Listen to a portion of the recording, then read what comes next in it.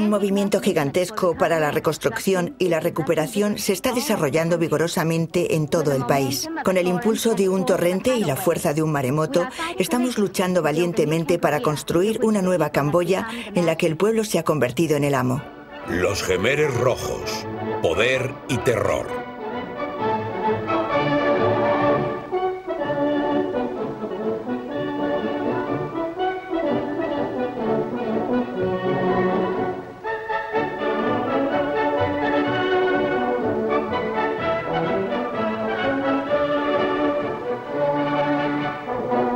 El régimen que asoló Camboya entre 1975 y 1979 fue uno de los más sangrientos del siglo XX. Bajo los Khmeres Rojos murieron al menos 1.700.000 personas sobre una población total de 7 millones. En el centro de la capital, Phnom Penh, en una oficina bien equipada que registra y analiza centenares de miles de documentos sobre los Khmeres Rojos, un equipo de jóvenes camboyanos efectúa el balance de sus crímenes. Jouk Chang, un antiguo renegado de los Khmeres Rojos, educado en Estados Unidos, dirige este centro de investigación llamado Centro de Documentación de Camboya, financiado en gran parte por el Congreso estadounidense, Noruega, Holanda y Australia, con un objetivo muy simple: que los jefes Khmeres Rojos comparezcan ante un tribunal. Llevamos el dolor dentro del corazón. Por fuera puede que tengamos un aspecto normal, como yo. Me he visto bien y tengo un aspecto normal, pero todo en mí está impregnado del pasado. Necesitamos un tribunal que respete las leyes. Es como cuando te duelen las muelas y vas al dentista. Te duele que te las curen y te las perforen, pero luego te sientes aliviado. Lo mismo le pasa a nuestro pueblo. Tiene una enfermedad y hay que curársela.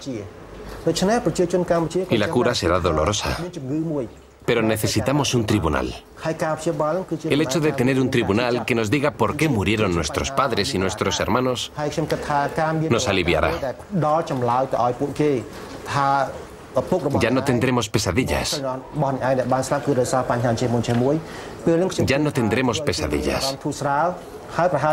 Sabremos que el problema está resuelto públicamente y ante la justicia.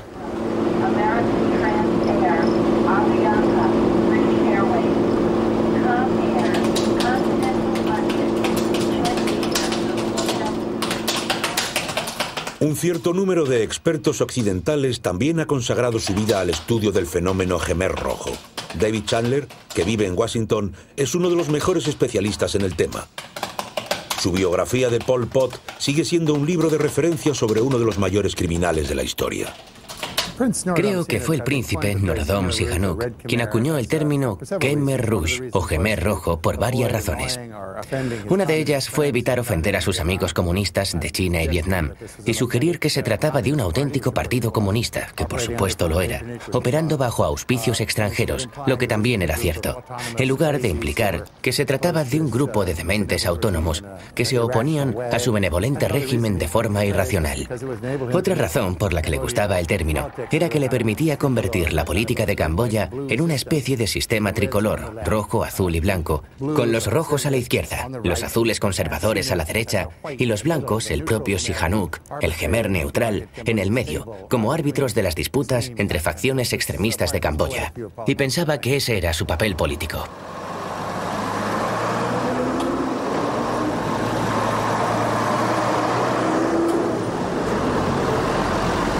Stephen Heather, profesor de la Universidad de Londres, es otro gran experto en la cuestión del Khmer Rojo.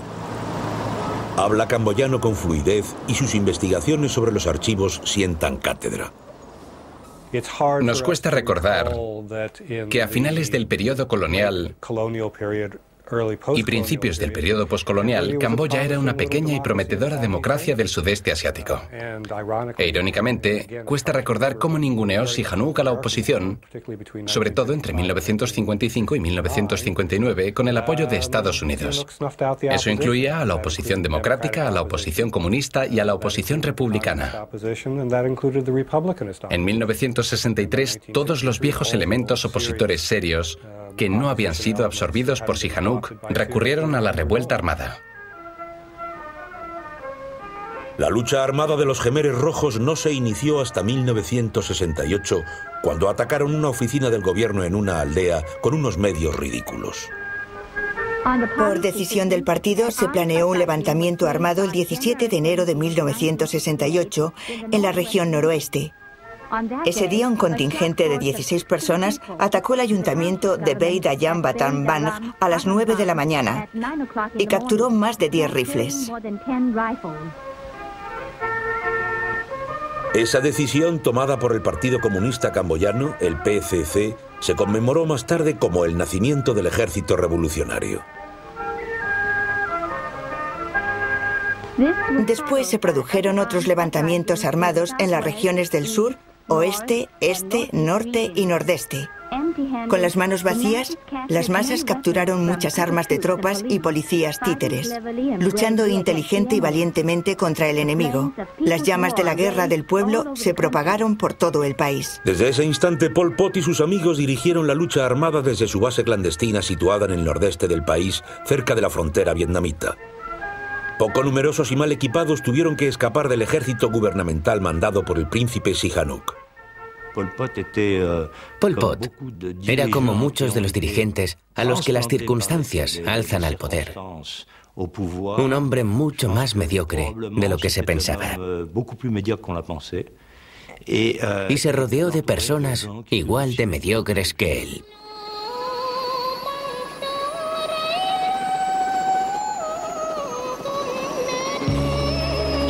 La guerra de Vietnam facilitó el movimiento de revuelta de Pol Pot, sobre todo cuando se extendió a Camboya. Los bombardeos en masa de la aviación estadounidense sobre los santuarios del Vietcong en Camboya en 1969, cuyo nombre en clave era Menu, se ocultaron al pueblo norteamericano. El Congreso ni siquiera descubrió la realidad de esos ataques hasta algunos años más tarde. Nixon había sido elegido presidente y Kissinger era su secretario de Estado. Quisieron desentenderse de la guerra de Vietnam. Entraron en contacto con los chinos y comenzaron a llevar a cabo lo que llamaron política de vietnamización, es decir, de sustitución del cuerpo expedicionario estadounidense por tropas de Vietnam del Sur. Estaban convencidos, y en gran parte tenían razón, de que el avituallamiento del Vietcong en el sur se realizaba por el sendero Ho Chi Minh del lado camboyano de la frontera. Frente a esos hechos determinantes, la política neutralista que había querido seguir Sihanouk se vio superada por fuerzas demasiado poderosas que no pudo controlar.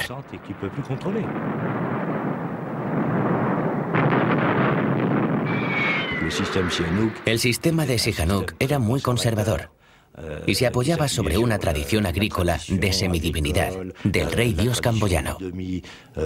Fue un sistema que no pudo hacer frente a los acontecimientos, a la presión de la Segunda Guerra de Indochina, y que no tenía medios para resistir ante lo que sucedía. En cuanto a los Jemeres Rojos, en esa época se encontraban en el nordeste de Camboya, en Mondokiri y Ratanakiri, en territorio ocupado y protegido por el Vietcong. Pero en ese momento jugaban un papel menor en Camboya. El elemento determinante del golpe de Estado fue la revuelta del establishment camboyano contra su príncipe.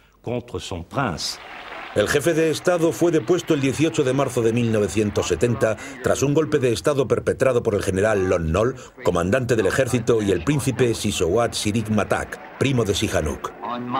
El 18 de marzo de 1970, la Asamblea Nacional y el cónsul del reino se reunieron y votaron de forma unánime retirar su confianza en el príncipe Norodom Sihanouk. Fue informado del golpe por Kosygin cuando iba en el coche camino del aeropuerto para volar a Pekín. Creo que estuvo al borde del suicidio el resto del día, pero logró ocultarlo. Y al llegar a China, fue recibido en el aeropuerto por Zhou Enlai y otros altos representantes del Ministerio de Asuntos Exteriores chino, que enseguida le aconsejaron a Sihanouk que no actuase de forma apresurada, porque podía jugar un papel clave en la lucha para derrocar a la gente que le había derrocado a él y en la reconstrucción de Camboya.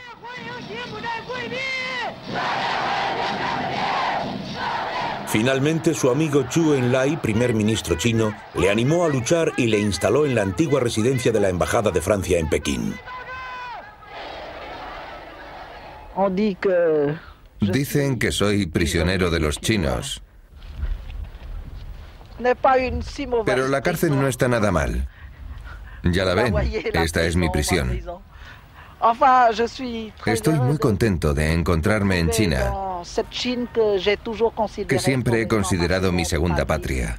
Aquí tengo un amigo muy querido, el primer ministro Zhou Enlai, a quien conocimos en Bandung en 1955 y a quien nos une una gran amistad desde entonces. Ha puesto a mi disposición esta gran casa con un personal que me rodea de cuidados y que puedo calificar de afectuoso. Por eso Camboya siente tanta admiración por China.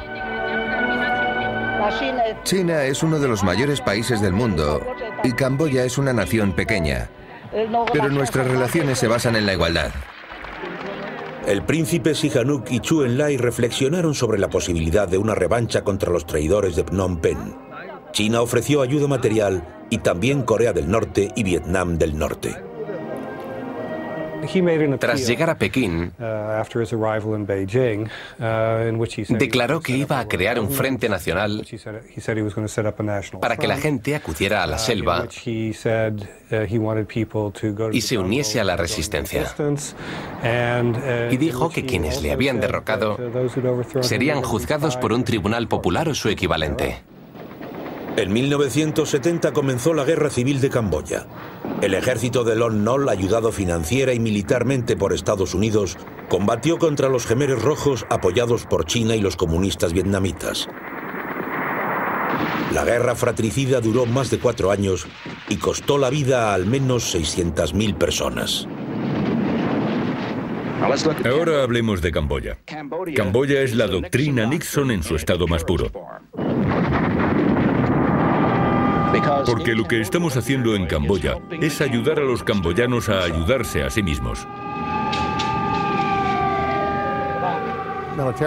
Fue una campaña militar con éxito, porque impidió a los Khmeres rojos entrar en Phnom Penh.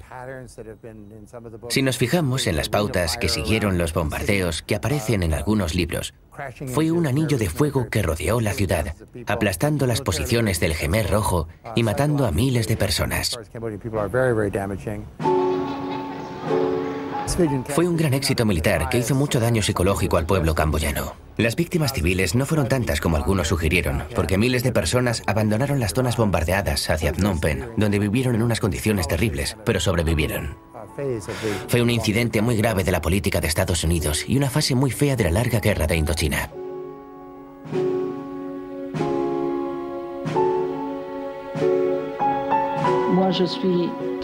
Me siento muy triste, muy desgraciado cuando pienso en el destino extremadamente penoso de mi pueblo. Pero no podemos parar la guerra por el simple hecho de que esta guerra no es creación nuestra. Nos la ha impuesto el señor Nixon por el imperialismo de Estados Unidos. Éramos independientes y tenemos que luchar para recuperar la independencia, la libertad y la dignidad nacional. En marzo de 1973, el príncipe Sihanouk y su mujer Monique regresaron a Camboya con el maquis del Khmer rojo. El objetivo de ese regreso histórico estaba claro: demostrar al extranjero que la resistencia contra Lon Nol y los estadounidenses existía. El viaje no estuvo exento de peligro, pero a veces se tuvo la impresión de que el príncipe, como comenta él mismo, se comportó un poco como un turista. Un ciudadano de la población fronteriza de Suom Pren ha puesto a mi disposición un Mercedes gris, bien camuflado por nuestros guerrilleros, con hojarasca. Aquí me estoy dando un baño al estilo Khmer, mi primer baño camboyano en 3 años. A la cambodgienne.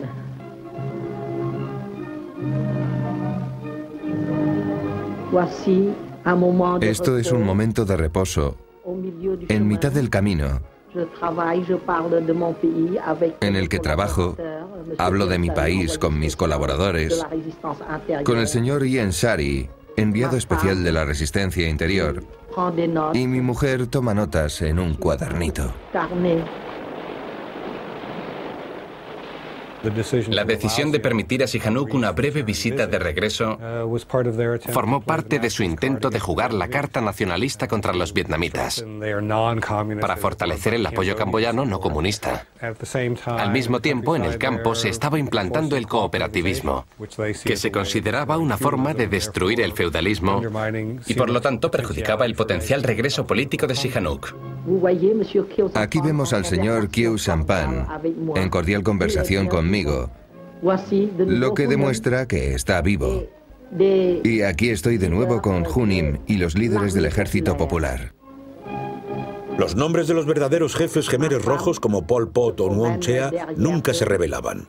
Para el príncipe, el líder de la resistencia era Khieu Samphan, un personaje respetado entonces en Camboya. Pol Pot se mantenía voluntariamente al margen, lo que no le impedía manejar los hilos.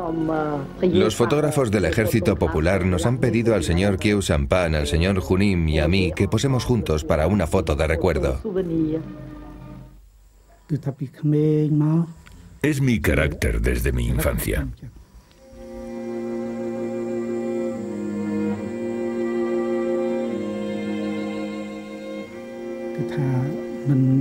Nunca hablo abiertamente de mí.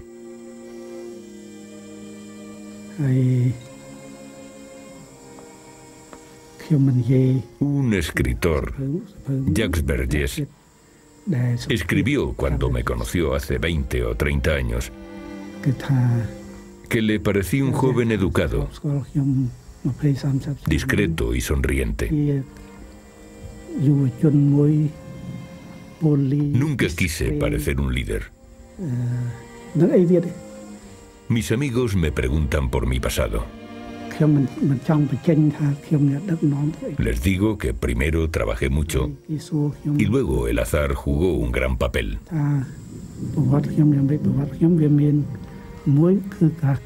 Como cuando me convertí en secretario del partido.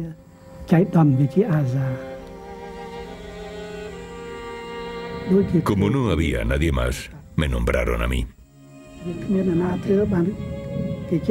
Yo les dije que no quería el puesto. No cabe duda de que en 1970, en Indochina, el Khmer Rojo solo era un pequeño e irrelevante ejército comunista. Cuando Sihanouk fue derrocado, puso su interés personal de venganza por delante del interés del país y se alió con el Khmer Rojo. Y el Khmer Rojo pasó de ser un pequeño ejército de menos de 5.000 guerrilleros a contar con más de 100.000 soldados armados en cuestión de meses. Y todo ello fue gracias a Sihanouk, que creó el Khmer Rojo, lo condujo al poder y fue devorado vivo por él.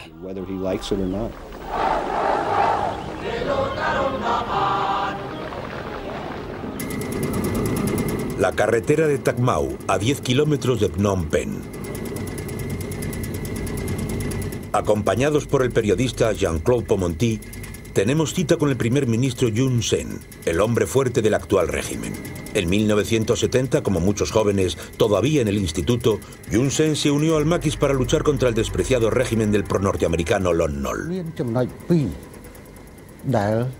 Hay dos acontecimientos que me impulsaron a dejar el colegio para unirme a la resistencia. En primer lugar, la agresión extranjera que se amplió tras el golpe de Estado. Es el primer e importante punto. Hay que decir que una de las cosas más insoportables para nosotros era ver nuestro país invadido por los extranjeros que habían infiltrado muchas armas que empleaban contra nuestro pueblo. Esa fue la primera razón. Pero luego se produjo un segundo acontecimiento: la llamada del príncipe Sihanouk a la lucha contra la invasión extranjera. Había que unificarse y organizarse para combatir y vencer al intruso. Valiente y animado, nuestro heroico ejército avanza hacia la región inferior del río Mekong, hacia Phnom Penh, hacia la capital provincial bajo control temporal del enemigo. Fue la victoria del menos malo, porque contrariamente a lo que se haya escrito y dicho, los Khmeres rojos nunca fueron buenos combatientes. Simplemente lucharon contra alguien todavía peor que ellos, el ejército republicano de Lon Nol, que era todavía peor combatiente que los Khmeres rojos.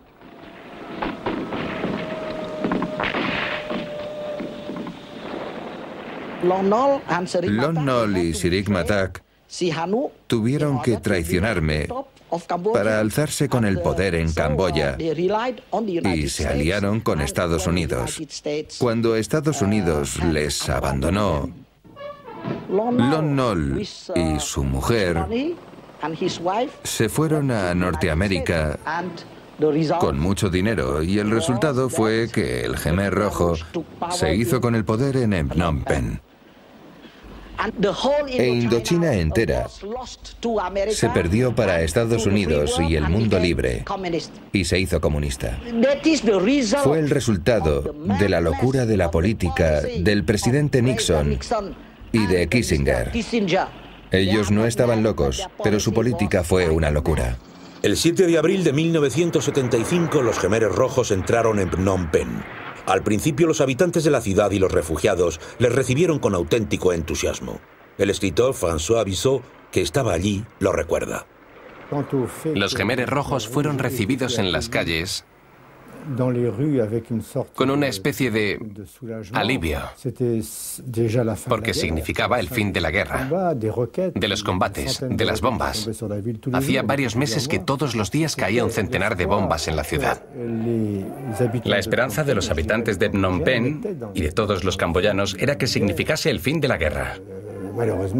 Por desgracia, es evidente que fue lo contrario, el comienzo de algo peor, porque el periodo que siguió fue mucho más grave y duro que la propia guerra.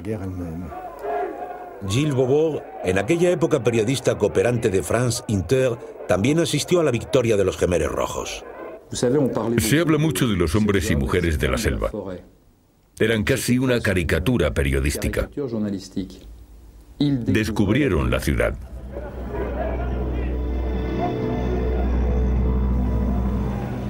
Descubrieron el mal absoluto, que eran a la vez el extranjero y una capital con toda su corrupción y toda su modernidad.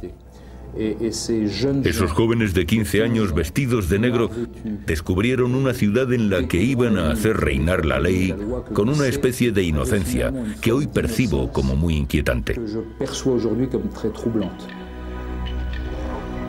Durante unas horas, solo unas horas, se pudo creer que las cosas iban a salir del modo conveniente. Pero enseguida circuló un rumor propagado por los Khmeres rojos de que la ciudad iba a ser bombardeada por los estadounidenses y se ordenó la evacuación general. Ese día comenzó el año cero de la revolución. Se abolieron el dinero, los bancos y los mercados libres. Se cerraron los monasterios, los colegios y las universidades. Había que hacer tabla rasa con el pasado y crear una nueva sociedad sin desigualdad, sin corrupción. Para los habitantes de la ciudad llamados Pueblo del 17 de abril, comenzaría un largo periodo de deportación de una duración y crueldad inimaginables. Vi cómo sacaban de las camas de un hospital a enfermos con las transfusiones arrancadas. Vi habitantes de Phnom Penh que partían con neveras y ventiladores hacia zonas en las que jamás había habido electricidad. La Embajada de Francia fue el único lugar de Phnom Penh que mantuvo una aparente inmunidad diplomática reconocida por los Khmeres rojos. Cientos de personas se refugiaron en ella, sobre todo residentes franceses. Pero los camboyanos, como por ejemplo algunos ministros de Lon Nol o el príncipe Sirik Matak, que habían logrado entrar, fueron expulsados sistemáticamente después a petición de los Jemeres Rojos y ejecutados. François Bissot, encerrado dentro de la embajada al otro lado del portal, no ha olvidado esa atmósfera. Todo el mundo tenía miedo. Miedo de morir. Es lo primero que teme el hombre. Y en el recinto de la embajada era un miedo muy presente. Había muchas familias divididas, con el padre a un lado y los demás al otro. El gran temor de la mayoría de la gente refugiada en la embajada era poder quedarse y beneficiarse del asilo político que pedían a Francia y que Francia no tenía capacidad de concederles. Tras 3 semanas de espera, los extranjeros recibieron órdenes de los nuevos amos de Camboya de abandonar la embajada de Francia y dirigirse a la frontera tailandesa. Embarcados en viejos camiones proporcionados por los Jemeres Rojos, el viaje les dejó un recuerdo imborrable. Es la imagen más impresionante que conservaré toda mi vida.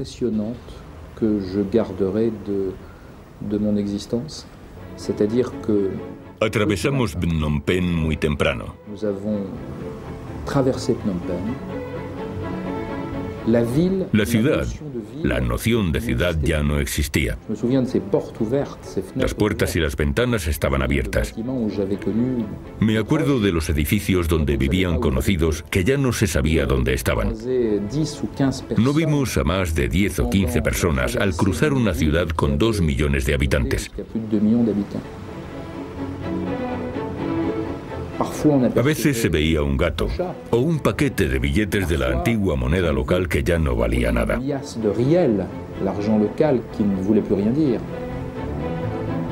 Era todo irreal.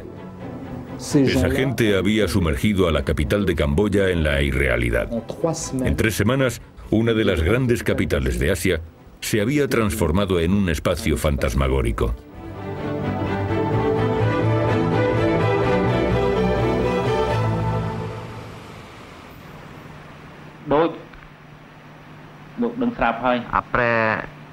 Tras la liberación total de nuestro país, pensamos que nos encontraríamos en Phnom Penh y otras ciudades importantes. Unos 2 millones de habitantes. Pero en realidad tuvimos que alimentar a 3 millones de personas. Por lo tanto, informamos a los habitantes de Phnom Penh de que si querían vivir y encontrar comida suficiente, aunque no abundante, podían marcharse al campo, donde habíamos montado una estructura de apoyo. Y así, el 70% de los habitantes se pudo alimentar mejor que antes de la liberación de la ciudad. Evidentemente, el 30% restante tuvo que renunciar al lujo y la abundancia previos. La razón fue que existía la percepción general de que para convertir a Camboya en un país moderno y avanzado había que proletarizar a la población y que se lograría a través de la creación de cooperativas campesinas de producción semi-industrial. Por lo tanto, se sometió a toda la población urbana a un gran programa de reeducación controlado, por un lado, por los campesinos pobres y por otro, por el partido, a través de esos campesinos pobres.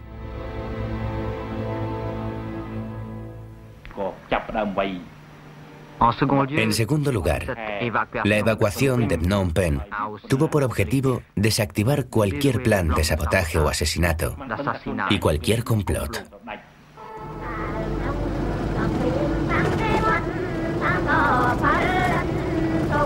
A pesar de las tranquilizadoras declaraciones de Yen Sari, la realidad de la vida cotidiana en el campo era radicalmente distinta. Hoy los miembros del Centro de Documentación continúan investigando incluso en las aldeas más apartadas. Registran y archivan los testimonios de los supervivientes para el eventual juicio a los Jemeres Rojos. Donde quiera que vamos, siempre hay testigos que vienen a contarnos sus sufrimientos. Nos hablan de lo que vivieron en aquella época, A veces son antiguos prisioneros torturados por los Khmeres rojos. Nos lo cuentan todo y colaboran con nosotros. Tienen que trabajar para ganarse la vida, pero aún así acuden a hablar con nosotros. Muchos están en los arrozales, pero cuando se enteran de que hemos ido, acuden con las manos embarradas para contarnos lo que padecieron bajo el régimen Khmer rojo. Primero, díganos su nombre. Me llamo Chabun. Chabun. Chabun. ¿Qué edad tiene? 72 años. 72 años. En la época de los Khmeres rojos estuvo en la cárcel. ¿Puede decirnos cómo le torturaron? Me pegaron. Me interrogaron. Me acusaron de ser el adjunto del alcalde de Rock Barai. Les dije que no conocía al alcalde de Rock Barai y que nunca había ocupado ese cargo. Pero no se lo creyeron. Me dijeron que sí y me pegaron más. Primero con bambú y cuando se les acabó, con una gran rama de guayabo que hacía un ruido horrible. En cuanto al daño moral, nunca desaparecerá.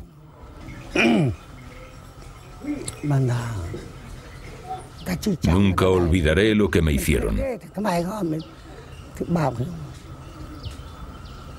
Yo no había hecho nada. Era un simple ciudadano.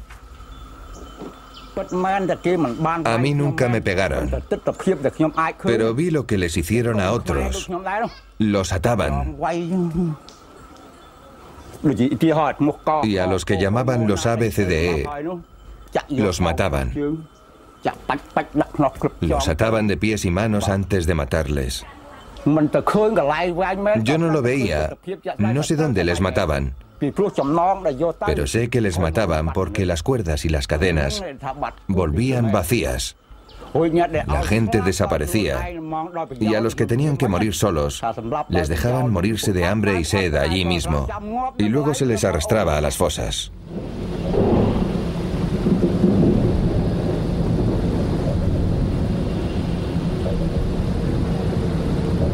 Entonces nadie sabía quién se ocultaba tras un nombre misterioso, el Ankar, que era de hecho la estructura de dirección del país. El Ankar, que se traduce como la organización, no era más que un camuflaje para evitar proclamar públicamente que era el Partido Comunista quien se había hecho con el poder. El Ankar en realidad escondía la dirección permanente del Partido Comunista Camboyano, que se reducía a 5 o 6 personas.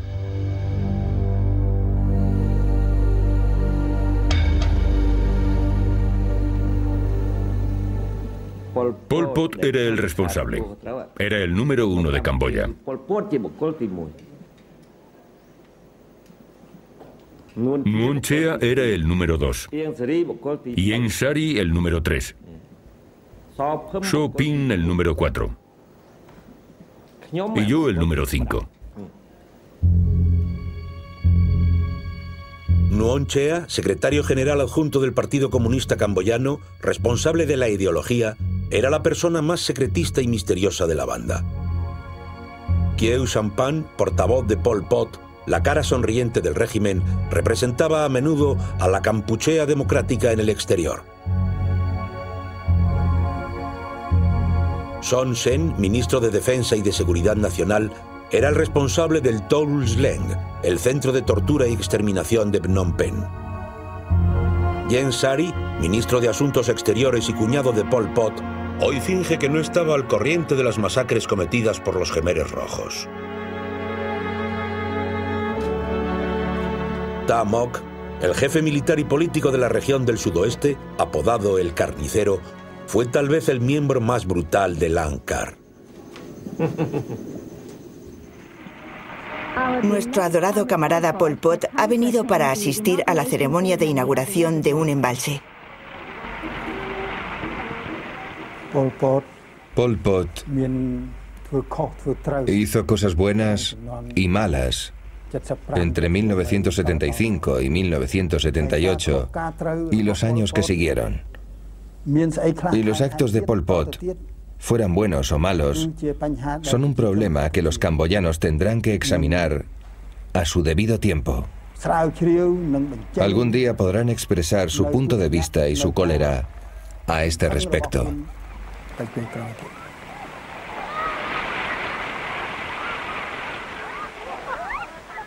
La ideología es la verdad. Sale de la práctica, de la revolución practicada por la población pobre que posee una gran fuerza nacional reunida y combatiente.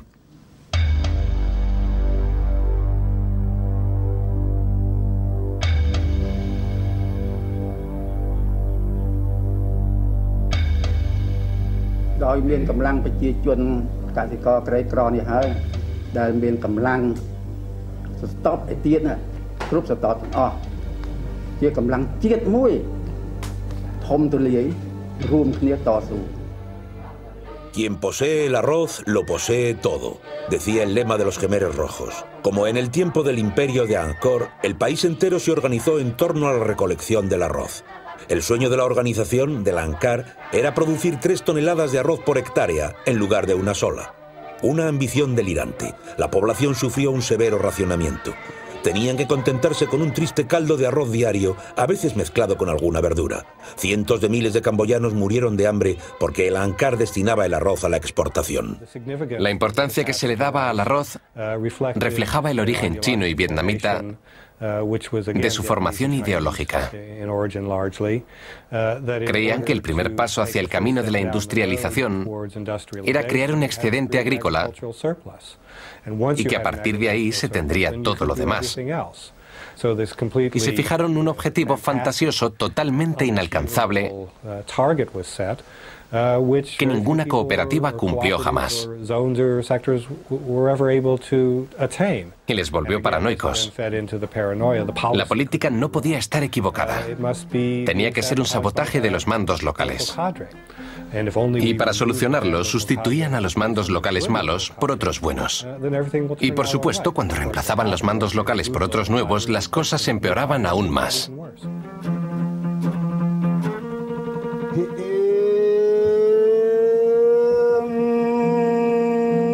Un superviviente de las atrocidades Jemeres Rojas, el músico ciego Kong Nai. Kong Nai sobrevivió a la Kampuchea democrática gracias a su talento excepcional como intérprete de chapay y a la composición de canciones revolucionarias. ¿Por qué soy ciego? Por culpa de la varicela. Cuando crecí, aprendí a jugar al chapay. Podía ser la forma de ganarme la vida y resolver mis problemas materiales. Yo sabía lo que quería. A partir de 1975, me hicieron cantar jugando al chapay para los viejos y para los trabajadores jóvenes que transportaban tierra. Tenía que cantar en el campo para celebrar las 3 toneladas de arroz por hectárea.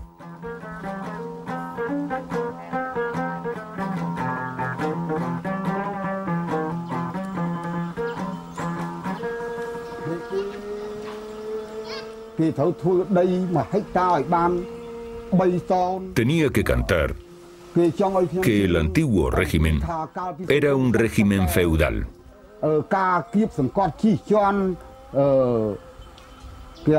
Un régimen que oprimía al pueblo, que ahogaba al pueblo. Había que mostrar solidaridad con el régimen de Pol Pot.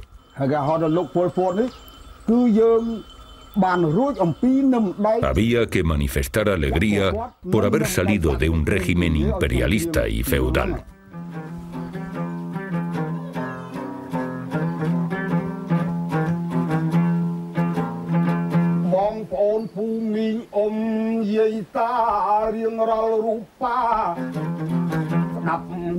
Hermanos y hermanas, tíos y tías, abuelos y abuelas, escuchadme.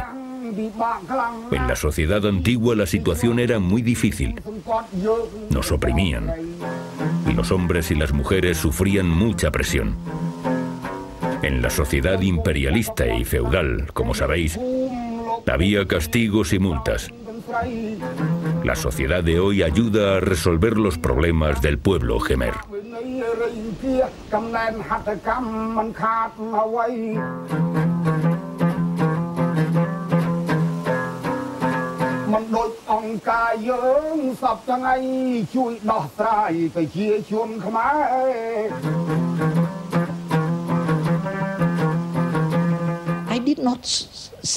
No vi las matanzas, pero sí la miseria de mi pueblo.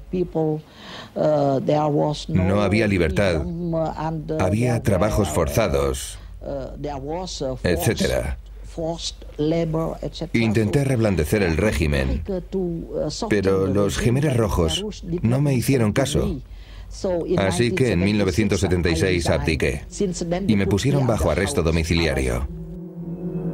El príncipe Sihanouk y su mujer solo sobrevivieron gracias a la protección china. El Palacio Real se convirtió en una verdadera cárcel hasta la llegada del ejército vietnamita a finales de 1978. Solo veía a un hombre, Khieu Sampan. De vez en cuando venía al Palacio Real a decirme: hola, ¿cómo estás?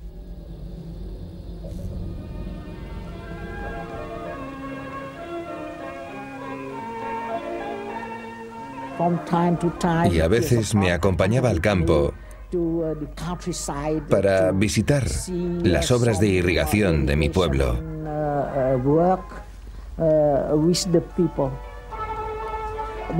Pero cuando vi la realidad, me desilusioné y me desesperé.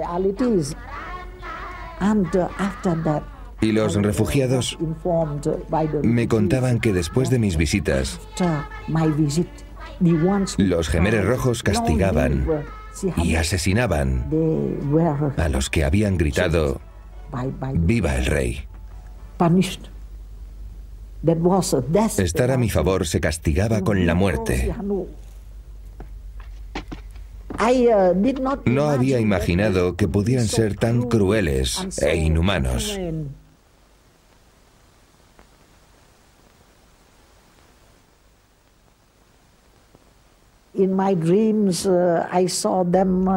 Cuando soñaba, veía a mi pueblo sufriendo en las cooperativas Jemeres Rojas, pequeños campos de concentración como Auschwitz.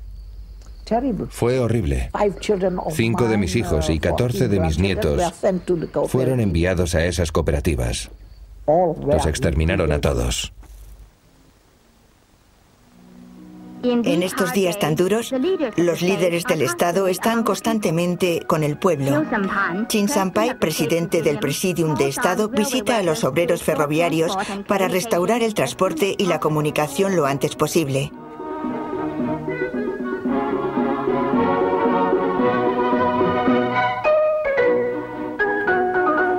El viceprimer ministro Ieng Sary y Born Vet acuden a la obra a felicitar a los obreros de parte de la organización revolucionaria. En realidad, los habitantes de las ciudades, los intelectuales, los profesores, los funcionarios, todos los que poseían el saber, fueron ejecutados sistemáticamente como enemigos de clase. Un ejemplo entre muchos otros, los conductores de locomotora. En ese régimen no había nada bueno. Asesinaban a todo el mundo. A los que trabajaban como mulas hasta desfallecer. Si se estropeaba su máquina, se los llevaban y los mataban. Fue un régimen que no hizo nada positivo, un genocidio.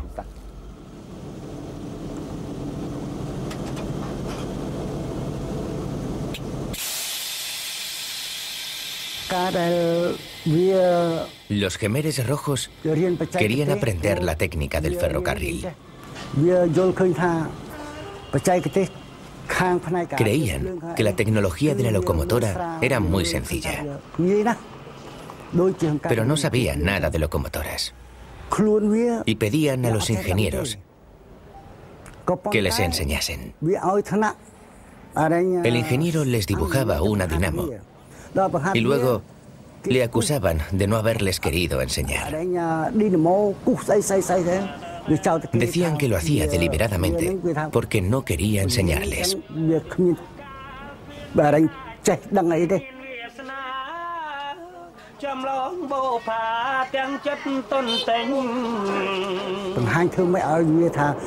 Entonces se lo llevaban y lo mataban.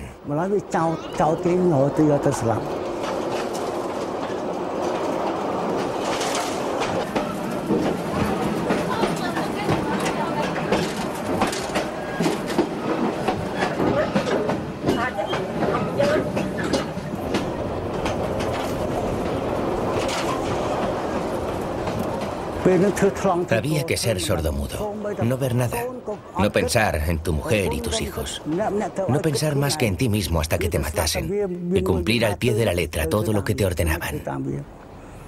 Así fue como salí vivo.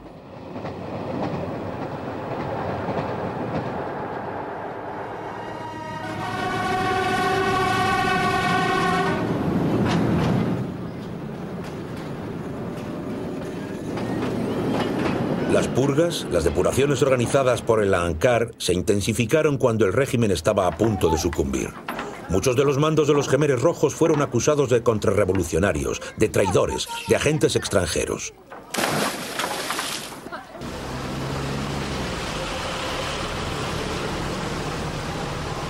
En la época de la Kampuchea democrática, la señora Chuon Pal era comadrona y su marido responsable económico de la comuna de Baribo, en el centro de Camboya. Su marido y sus 8 hijos fueron asesinados, liquidados, como decían los Jemeres Rojos, por haber traicionado a la patria. A mí me sometieron a electrochoques y me dieron bastonazos. Una pena leve, según ellos. Menos mal que no me tocó una pena grave. Te hundían la cabeza en agua con o sin jabón y te ataban los pies. Te tapaban la cabeza con una bolsa de plástico y te golpeaban. Sangrabas por la nariz y la boca, pero a mí no. Esas torturas eran para los hombres. A mi marido lo habían matado un año antes.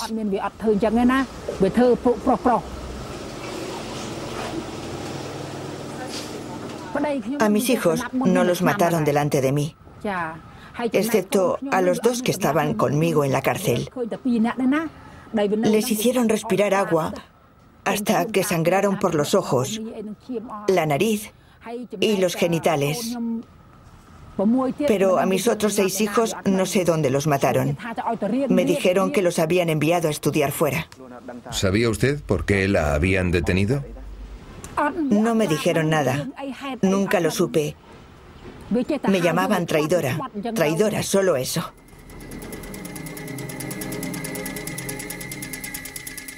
Los cadáveres de su familia están enterrados aquí, en el osario de la pagoda de su aldea.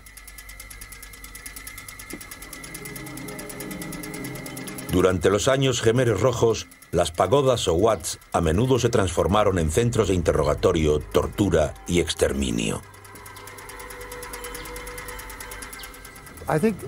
La razón por la que se purgó al pueblo fue la misma por la que se purgó al pueblo en Rusia en los años 30. Como los programas que se habían instaurado desde lo alto estaban fallando, había que culpar a alguien de su fracaso. No podían ser los mandatarios ni el pueblo, porque las masas son inocentes. Tenía que ser el tejido que los conectaba, el Partido Comunista. Hicieron lo mismo que hizo Stalin. Juzgaron a gente que consideraron espías extranjeros, de la CIA, el KGB, etcétera, que querían derribar el gobierno. Tul Sleng, un antiguo liceo de Phnom Penh, conocido con el nombre en clave de S21, era la prisión central de los Jemeres Rojos. Aquí se torturaba a los prisioneros más importantes para obligarles a confesar y firmar crímenes que nunca habían cometido. Se instaló progresivamente toda una organización, una burocracia de la muerte. Se empleó a guardias, fotógrafos, activistas y verdugos jóvenes, a unas 200 personas en total, para poner en marcha la macabra máquina. Un antiguo profesor de matemáticas, Kong Kech-eab, apodado Dutch, era el director de Tul Sleng. Trabajaba directamente a las órdenes de la ANCAR y en especial a las de Son Sen. Dutch nunca decidía a quién había que matar. Él solo recibía clientes, por así llamarlos. Y su única responsabilidad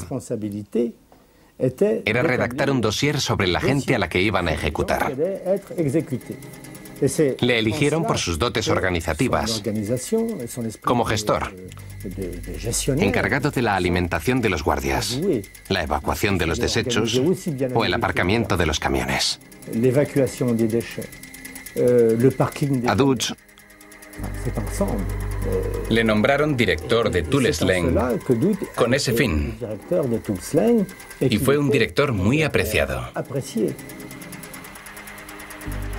Cuando llegamos a la prisión, el 14 de enero de 1979, había 11 cadáveres en las 11 antiguas aulas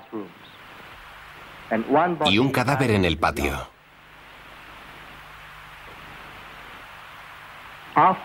Tras matar a un prisionero, los torturadores le cortaban la garganta, le sacaban las tripas y le colocaban un número y le sacaban otra foto muerto.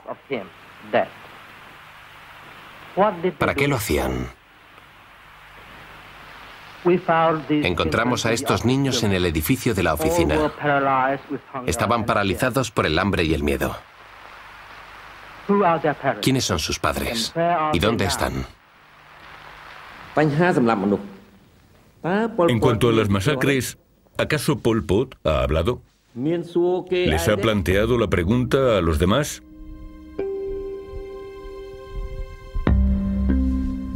No.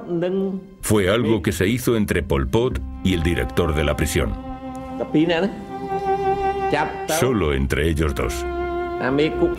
El director interrogaba al prisionero y Pol Pot decidía. En el comité no sabíamos nada de eso. En materia de seguridad, el comité no opinaba.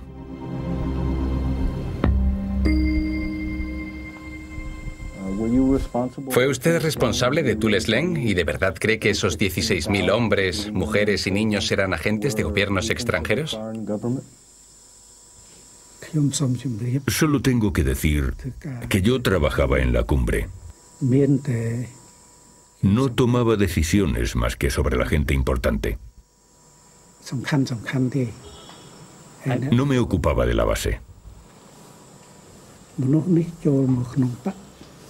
Hubo gente que se unió al partido, a la dirección del Partido Democrático, pero no era de los nuestros. En 1976 y 77 conspiraron para derrocarme. Montaron un comité para dar un golpe de Estado. Eran dirigentes que querían matarme. La mayoría eran yuan, vietnamitas.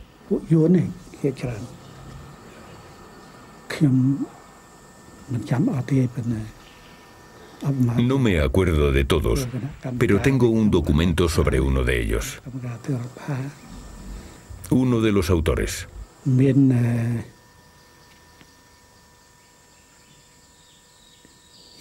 Se llamaba Ya.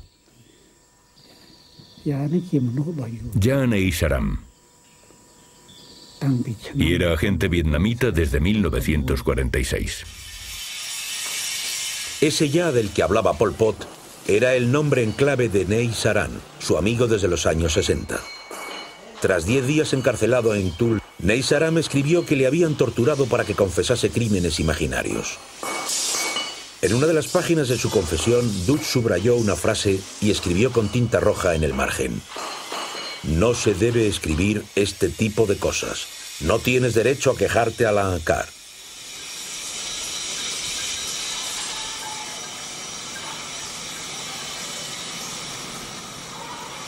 Y en una nota destinada al interrogador, Dutch añadió: "El ANCAR ha decidido que si Ya continúa ocultando su traición, debe ser ejecutado. Puedes utilizar el método caliente, incluso durante un periodo prolongado". Nei Saran fue torturado una semana más y luego liquidado. Hay que verlo a dos niveles. El primer nivel es si estaban de verdad o no involucrados en una gran conspiración de la CIA, el KGB o Vietnam para destruir la revolución. Y es una clara falacia. Pero a medida que salen a la luz documentos internos, aunque muchos de ellos no estaban involucrados en esa gran conspiración, sí que cuestionaban la política económica, que consideraban contraproducente, y no aceptaban que la gente muriera de hambre y fuera exterminada a gran escala. Extractos del manual de los interrogadores de Tuol Sleng. No se ha de torturar a un prisionero para divertirse. El fin de la tortura es solo obtener respuestas lo más deprisa posible. Debes pegar a los prisioneros para asustarlos, no para matarlos. No intentes debilitarles hasta un punto en el que ya no sea posible interrogarles. Poco importa lo que hagas. Hasta el instante de la muerte del prisionero, los secretos de la CIA permanecen dentro de su corazón.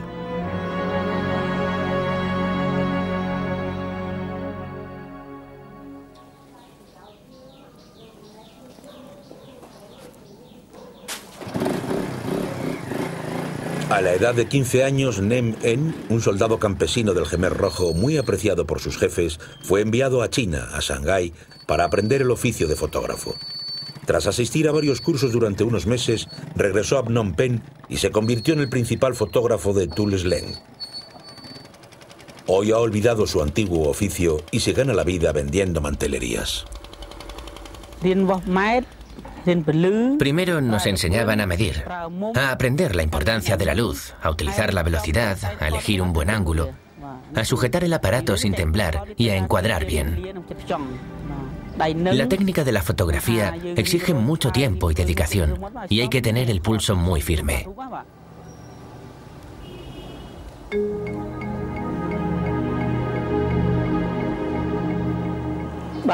También aprendíamos a arreglarle la camisa y la cara al sujeto para que saliera bien y la fotografía quedara bien. Teníamos sentimientos, pero aunque quisiéramos ayudar a los presos no podíamos. En esa sociedad no se podía ayudar. No es como ahora. Si ayudabas a alguien, morías. En esa época no había libertad como hoy. Hoy nos podemos ayudar unos a otros, pero entonces no se podía. Si intentabas ayudar a alguien, te mataban.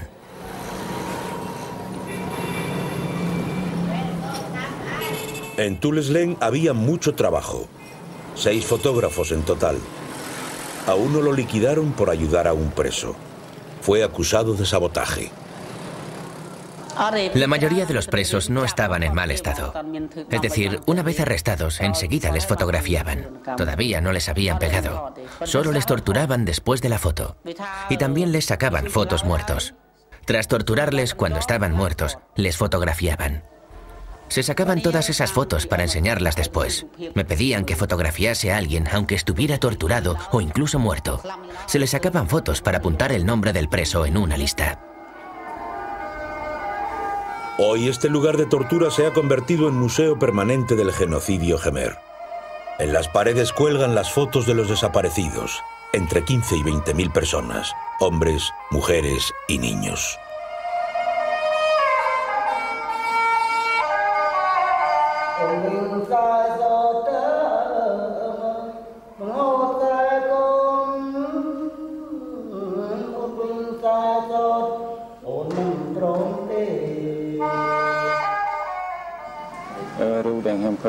El espectáculo más horrible que vi fue el de un hombre conducido por 2 guardias al que sacaron del edificio para subirlo a un camión.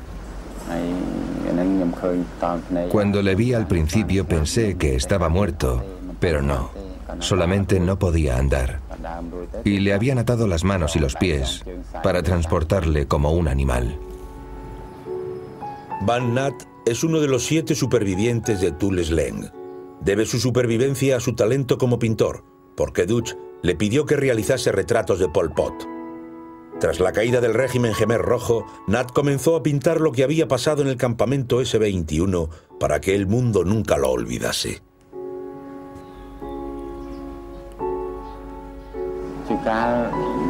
Algunos no podían soportar las torturas y los golpes. Les electrocutaban, perdían el conocimiento. Les hacían beber salsa envenenada, agua de los retretes, orina, lo que fuera. Cuando se hundían, confesaban cualquier cosa. Daban 4 o 5 nombres de gente de su aldea para satisfacerles. Y arrestaban a esas 4 o 5 personas que tampoco sabían por qué las habían detenido. Ocurría muy a menudo.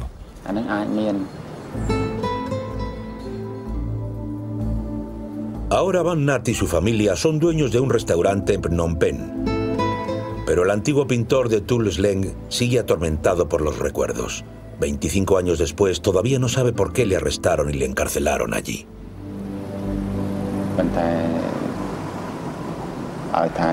No puedo olvidar la historia que viví en Tuol Sleng. Sufrí tanto y pasé tanto miedo que nunca podré olvidarlo. Aunque lo intente, es imposible, siempre vuelve. Cuando como y sobra arroz, y lo tiran. Pienso en la época en que solo tenía un grano de arroz en el bolsillo y me lo guardaba para más tarde. Pienso una y otra vez, sin cesar en esa historia, sin poder olvidarla jamás. Im Chan es otro de los raros supervivientes de Tu Leng. Debe su supervivencia a su talento como escultor. Dutch le encargó un busto de Pol Pot. Hermano número uno de los sobrenombres de Pol Pot, tenía la intención de lanzar un culto al personaje como el de Kim Il-sung en Corea del Norte. Aceptaba que me pegasen hasta desmayarme. Pero lo peor era que me ahogasen con una bolsa de plástico. También estaba la tortura del agua. Te ataban sobre la cama, te abrían el grifo en la nariz y te hacían aspirar agua hasta que te desvanecías. Te desmayabas 2 o 3 veces al día. Luego te pisoteaban para sacarte el agua del cuerpo por la boca y te ponían a secar al sol hasta que recobrabas el conocimiento y se reiniciaba el proceso.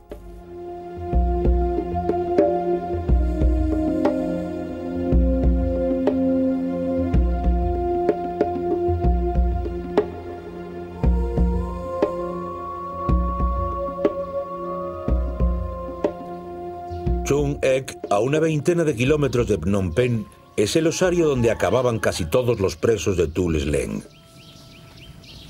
Transportados en camión, de noche, con las manos atadas a la espalda, los que habían sido obligados a confesar crímenes imaginarios eran liquidados aquí, a golpes de pico en la nuca.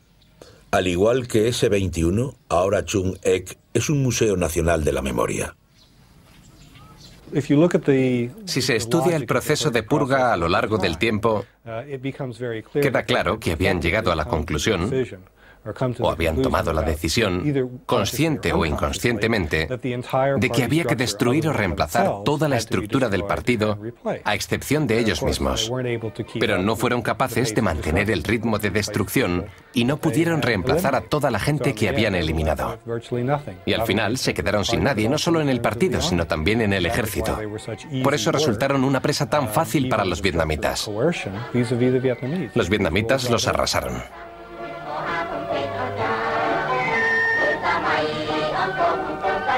Contrariamente a lo que se ve en esta película de propaganda realizada por cineastas chinos, a finales del año 1978, el ejército revolucionario Khmer Rojo prácticamente había dejado de existir.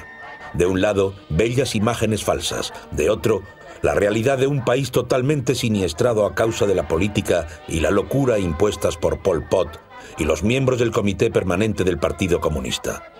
Para conservar el poder, el Angkar sacrificó a Camboya. Hãy